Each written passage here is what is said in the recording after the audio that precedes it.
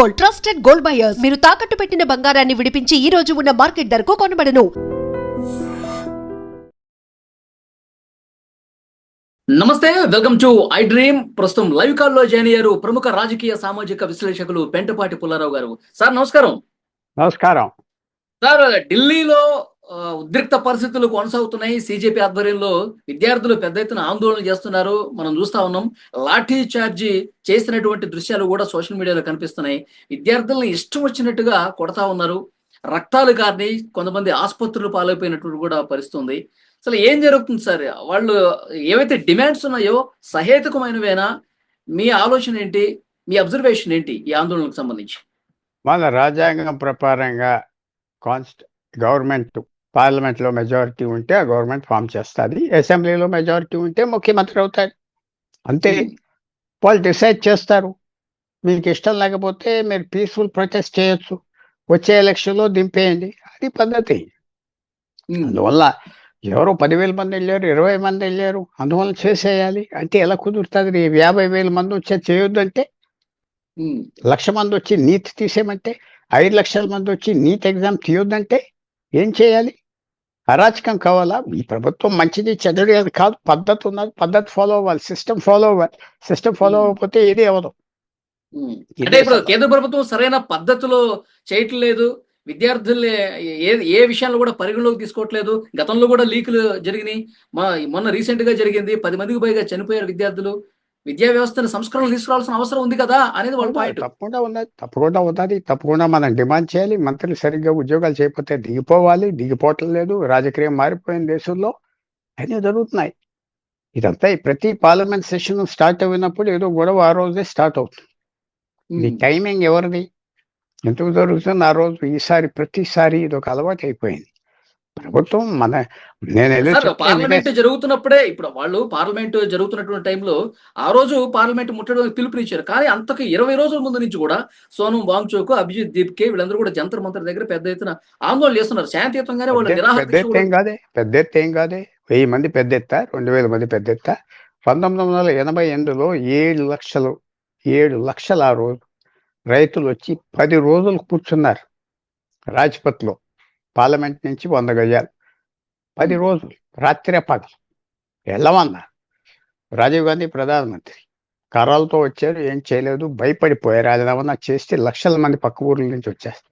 ఒప్పించారు, వెళ్ళిపోయారు, అయిపోయింది. ఇదేం కొత్త కాదే.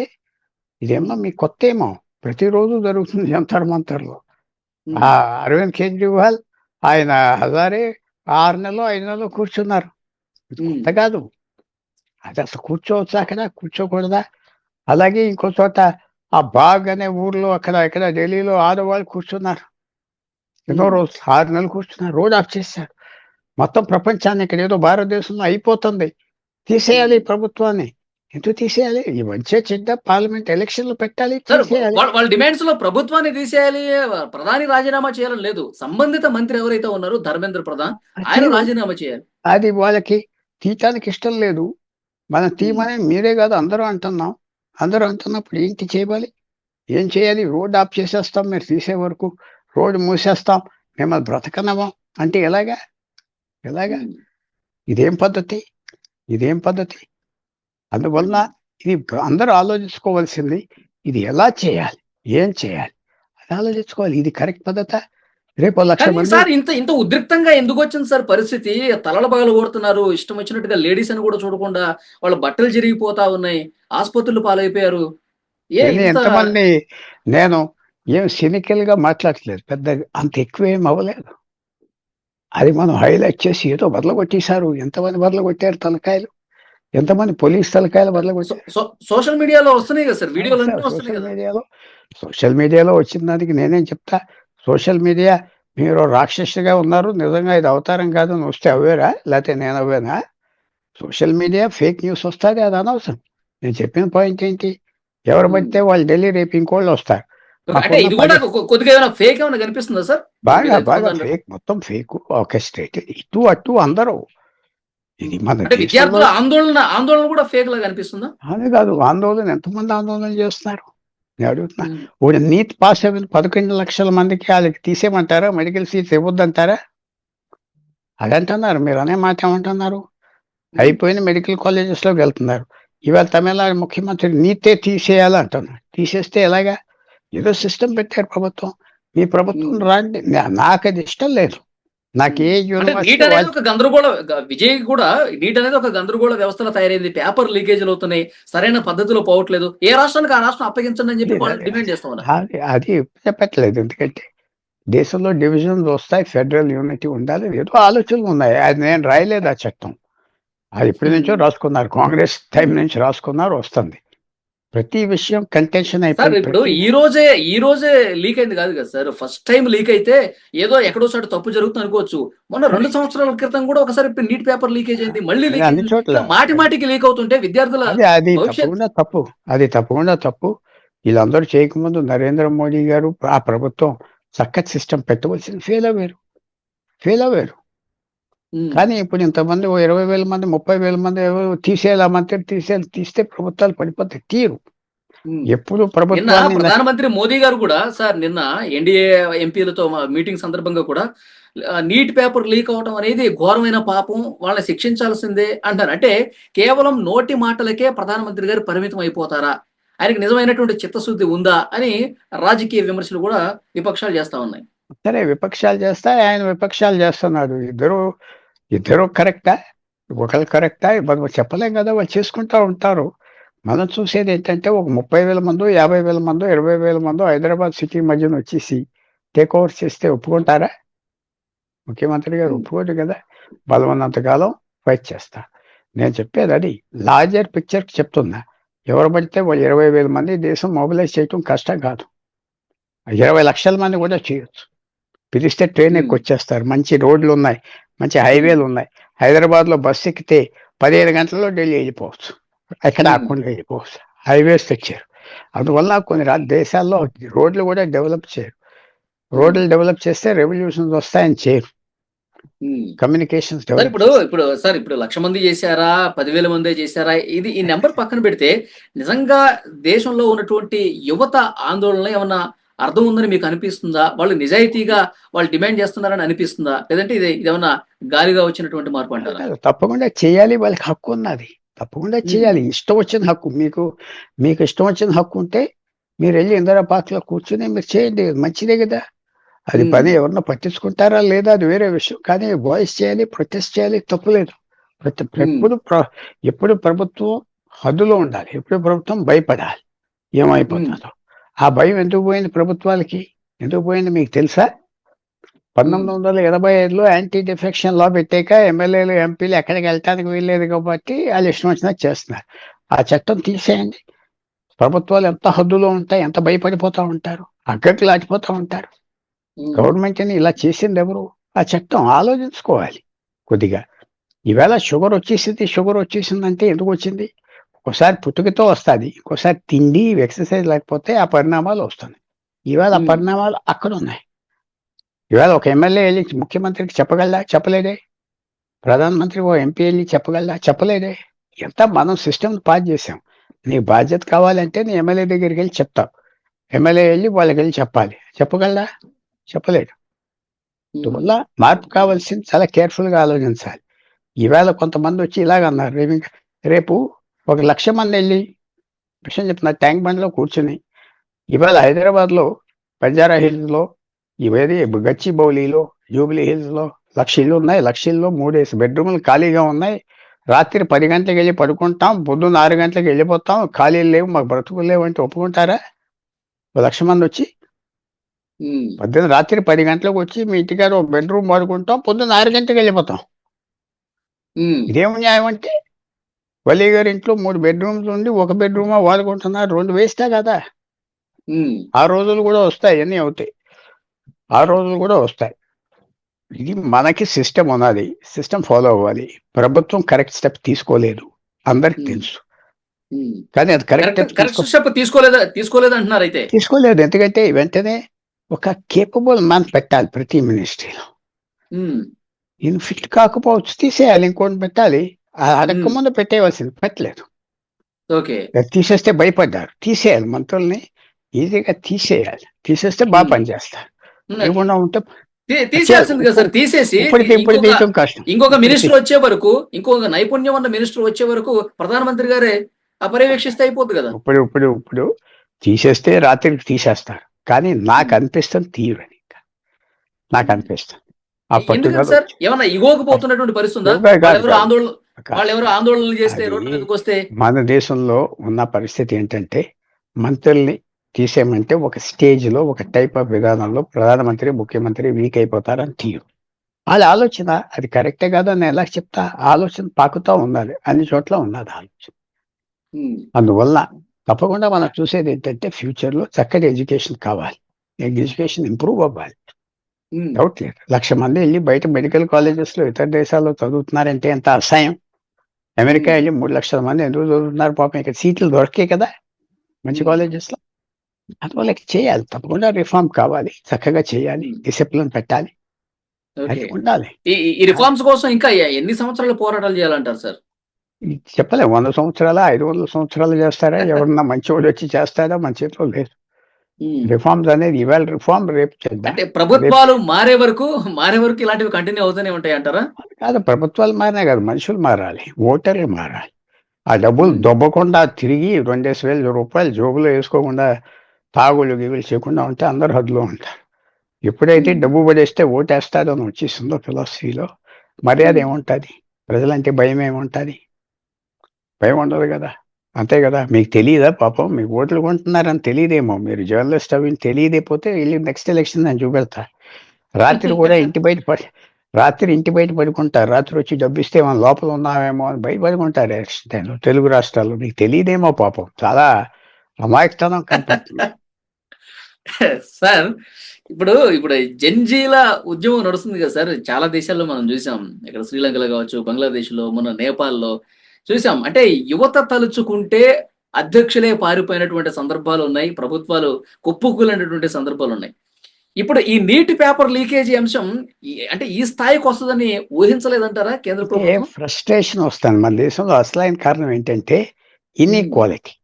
ఈవేళ మనం పేపర్ చూడగానే ఒక సినిమా స్టార్ని చూస్తున్నాం, ₹1,00,00,000 వాచ్, పెళ్లి చేసుకుంటున్నాడు, 50 కోట్ల పెళ్లి, ఒక 3 కోట్ల రూపాయలు పెళ్లి, స్పోర్ట్స్ మ్యాన్ 5 కోట్ల రూపాయలు పెళ్లి, వ్యాపారస్తుడు హెలికాప్టర్లో తిరుగుతున్నారు, ఒక సెక్షన్ 1% ఇలాంటివి అనిపిస్తున్నారు. మన పేపర్లో చదువుతున్నాం. మన బ్రతుకులేంటి? ఒక నాప్సాప్ వేసుకుని ఒక గ్లోబల్ కెపాసిటీ సెంటర్కి వెళ్ళి 50,000 ₹1,00,000 సంపాదించుకుంటాం. కొన్ని రోజులు ఆనందపడతాం, తర్వాత ఈర్ష్య వస్తాయి. ఏంటి మనకి ఈ వంశాలేంటి? ఆ ఇన్ఈక్వాలిటీ గురించి చాలా మంది కోపం వస్తుంది. అసలైన కారణం అది. మన వాళ్ళు కన్స్పిక్యూస్ స్పెండింగ్, కనపడే డబ్బు కనపడేటట్టుగా. మీరు ఇంటికాడ వెళ్ళి తింటలేదు, మీరు రోడ్డు మీద వచ్చి అందరికి చూపెట్టి తింటున్నారు. మీ నగలో గేగలో దాచుకోవట్లేదు. పూర్వం 100 సంవత్సరాలు 50 సంవత్సరాలు బయట ఇచ్చి నెత్తి మీద పెట్టుకుని తిరుగుతున్నారు. అందరికి తెలియాలి ఎంత డబ్బు ఉన్నది, ఎంత ఖర్చు పెడుతున్నా, ఎంత కార్లు ఉన్నాయి, 20 కార్లు కోనవాయిలో వెళ్తున్నాడు ఒక బిజినెస్ మ్యాన్, ఒక ఎమ్మెల్యే. ఇదంతా ఒక ఇయర్స్ వస్తుంది. అది కంట్రోల్ చేయాలి, ప్రభుత్వం నేర్పాలి. అది చివరి చేసే మునగాడు లేడు. మహాత్మా గాంధీ తర్వాత ఎవరు నాకు కనపడట్లేదు ఈ దేశంలో. జయప్రకాష్ నారాయణ, లాల్ బహదూర్ శాస్త్రి ఉన్నారు, కామరాజ్ నారాయణ ఉన్నారు. కానీ ఇప్పుడు ఈ జనరేషన్లో ఎవరు ఉన్నారు? అది ప్రాబ్లం. యువకులకి ఇలా ఎక్కువ తినేస్తున్నారు, తోసేసుకుంటున్నారు. అదొక కారణం ఉన్నది, కనపడని కారణం. అంటే దోచుకుంటున్న వాళ్ళకు కూడా వంత పాడుతున్నటువంటి నేతలు ఉన్నారంటారు ఇప్పుడు ప్రజెంట్. దోసుకున్న వాళ్ళు ఎక్కువ ఉన్నారు, తక్కువ ఉన్నారు కాదు. కన్స్పిక్యూస్ కన్జంప్షన్ కనపడుతుంది. కన్స్పిక్యూస్ అంటే బాగా అందరికి తెలియాలి, నేను ఖర్చు పెడుతున్నా, నాకు ఎంతమంది సెక్యూరిటీ గార్డ్స్ ఉన్నారు, నా ఇల్లు ఇంత పెద్దది, ఎంత ధైర్యం ఉన్నది, ఎంత డబ్బు ఉన్నది చూపెడతాం. ఇయర్స్ వస్తుంది, ఈక్వాలిటీ పోతుంది. అదొక పెద్ద కారణం, కనపడని కారణం అది. సార్ ఇప్పుడు మంత్రిని రాజీనామా కోరట్లేదు, అది పక్కన పెట్టేద్దాం. కనీసం పార్లమెంట్ లో డిస్కషన్ అయినా జరగాలి కదా సార్, అది కూడా డిమాండ్ చేస్తున్నారు. అది రెడీగా ఉన్నారు డిస్కషన్ కి. నేను గవర్నమెంట్ తరఫున చదివి టీవీలో చూసి చెప్తున్నా, రెడీగా ఉన్నారు అన్నారు. వీళ్ళు రావట్లేదు, వీళ్ళే రావట్లేదా? అది రావట్లేదు. అందువల్ల ఆ తగు అలా జరుగుతూ ఉంటాయి. నేను చెప్పింది ఒక కారణం, కన్స్పిక్యూస్ కన్జంప్షన్. ఎక్కువ ఖర్చు పెట్టేస్తున్నా, ఎక్కువ డబ్బు చూపెడుతున్నా. 500 కోట్లు పెళ్ళ, 2,000 కోట్లు పెళ్ళ, నగల ఇదా, ఆ బట్టల ఇదా, పెళ్లికి ఎలాంటి. ఎంత భారతదేశంలో ఇది అందరికీ దెబ్బ తగులుతుంది, కనపడని దెబ్బ. ఓకే. అది ధనవంతులు అది అత్య ధనవంతులుగా మారిపోతున్నారు. పేదవాడు పేదవాడిగా మారిపోతున్నాడు. ఈ పేదవాడిగా లేదు. పేదవాడి భారతదేశంలో 80 కోట్ల మంది ఫ్రీ రేషన్స్ బాగా తింటున్నారు. ఆరోగ్యం ఉన్నది. చక్కటి మెడికల్ కేర్ ఉన్నది. పక్క దేశాలకు వెళ్ళి చూడండి ఏమవుతుందో. హ్మ్. జంతువుల్లాగా బ్రతుకుతున్నారు. ఇక్కడ మన జంతువులు అది మనుషుల కంటే బాగా బ్రతుకు. హ్మ్. అర్థమైనా అంత పెద్ద చేంజెస్ వచ్చింది. కానీ ఈ ఇన్ఈక్వాలిటీ అనేది ఒక పెద్ద ఫీలింగ్. అది చూడాలి. హ్మ్. సో అంటే నీకు మనకి బాగా బతికే అవకాశాలు కల్పించట్లేదు అన్నది. ఉన్నాయి. బాగా బ్రతుకుతున్నారు చాలతం లేదు. ఎందుకంటే మిగతా వాళ్ళు బ్రతికేది ఇంకా బాగా బ్రతుకుతున్నారని మనం ఫీల్ అవుతున్నాం. నేను ఫీల్ అవుతున్నాను. నేను మీ కాన్వాయ్లు, మీ బిజినెస్ మ్యాన్ వేసే తైతక్కలు చూసి నేను ఫీల్ అవుతున్నా. అన్నీ ఉంది. మీరు హ్మ్. కొంచెం తక్కువ ఉన్నవాడు ఎలా ఫీల్ అవుతాడు? అలా రోడ్డు మీద చూస్తూ ఉంటాడు. మీరు 20 కారుల్లో వెళ్ళిపోతా ఉండగా అలాగ సెక్యూరిటీ గార్డ్స్ చూసి కర్రలు కత్తులు పట్టుకుని వెళ్ళిపోతా ఉంటే ఆ రోడ్డు మీద అలా చూస్తాం. ఐడియాస్ హ్మ్. వస్తాయి. సో ఇలాంటి టైంలో కోపం వచ్చేస్తాడు. ట్రైన్ ఎక్కి వెళ్ళిపోతాడు. ఆ 2 రోజులు అక్కడ జంతర్ మంతర్లో కర్రేసి ఉడతాడు. అందరిని తిడతాడు. పవర్ఫుల్గా ఫీల్ అవుతాడు ఆ రోజు. హ్మ్. నెత్తి మీద లాఠీ పడితే మళ్ళీ పరిగెత్తుకుని వచ్చేసి కొట్టారంటారు. నేనేమంటున్నా ఫీలింగ్స్ కరెక్ట్. కానీ హ్మ్. యాక్షన్ కరెక్ట్ కాదా? సరే ఇప్పుడు నువ్వు దేశవ్యాప్తంగా ఎలక్షన్ టైంలో హ్మ్. డబ్బు తీసుకోకుండా హ్మ్. ఓటేస్తే నీకు మార్పు వస్తుంది. చెయ్యి. కులం ఓకే. అప్పుడు ఇలాంటి చూసుకోకుండా ఆందోళన చేయాల్సిన అవసరం ఉండదంటారు. ఉండదంటారు. అది చేయట్లేదు. మంచోళ్ళు వస్తారు. హ్మ్. మంచోడు కాదంటలేదు. ఎమ్మెల్యేలు కొన్ని బుద్ధిమంతులు ప్రేమిస్తారు అందరినీ బాగా. కానీ ఉపయోగం లేదు. చూద్దాం. రేపెల్లుండి ఓట్ చేద్దాం. రాజ్యాంగం పార్లమెంటరీలో మెజారిటీ ఉన్నవాడిదే చేయాలి. హ్మ్. ఆ సరే ఇప్పుడు రాజ్యాంగం ఇప్పుడు ఇప్పుడు రోడ్ల మీద కనిపిస్తున్న యూత్, ప్రభుత్వానికి వ్యతిరేకంగా నినాదాలు చేస్తున్నటువంటి యూత్ రాబోయే కాలంలో ఇంకా అతిపెద్ద అన్రెస్ట్‌గా తయారయ్యే అవకాశం ఉందా? లేదంటే ఇది దీంతోనే సమ్మతం అయిపోతుందంటారా? ఆ చెప్పలేము. యూత్‌లో ఆ మార్పు ఏమన్నా కనిపిస్తుందా? గవర్నమెంట్ ఎలా హ్యాండిల్ చేస్తుందో చూడాలి.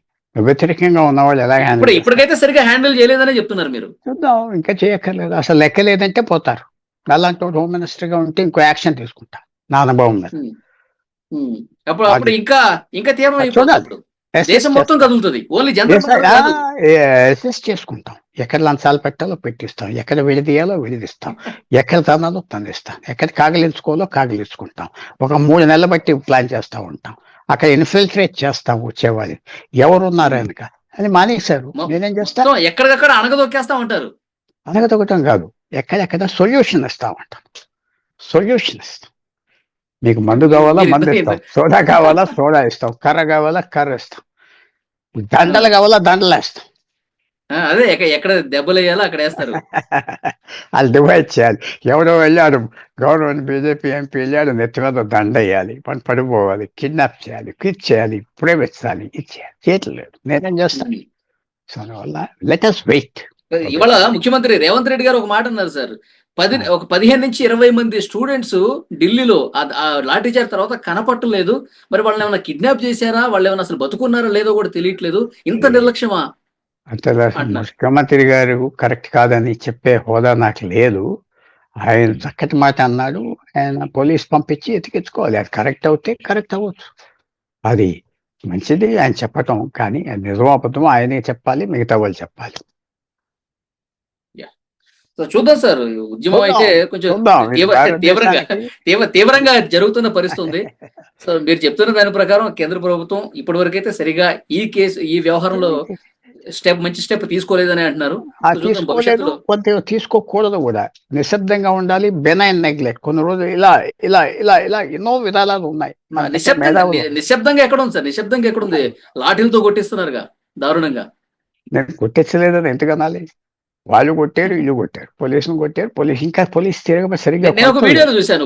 పోలీసులే రాళ్ళేస్తున్నారు. యాక్చువల్‌గా ఆందోళనకారులు రాళ్ళేస్తారు. ఈ పోలీసులు ఇటువైపు నుంచి ఇంత పెద్ద రాళ్ళు తీసుకొని వాళ్ళ కార్యకర్తల మీద, సీజేపీ మద్దతుదారుల మీద ఏస్తా ఉన్నారు. నేను చూద్దాం. చూశాను. సో చూద్దాం సార్. ఇంకా యూత్‌లో ఇంకా ఈ ఆగ్రహం అనేది పెల్లుబికిద్దా? లేకపోతే కేంద్ర ప్రభుత్వం చొరవ తీసుకొని దీన్నేమైనా శాంతింపజేస్తదా? భవిష్యత్తు పరిణామాలు ఎట్లుంటాయి? మళ్ళీ మాట్లాడదాం sir. Thank you very much doctor Pentapati Pullarao గారు. Thank you.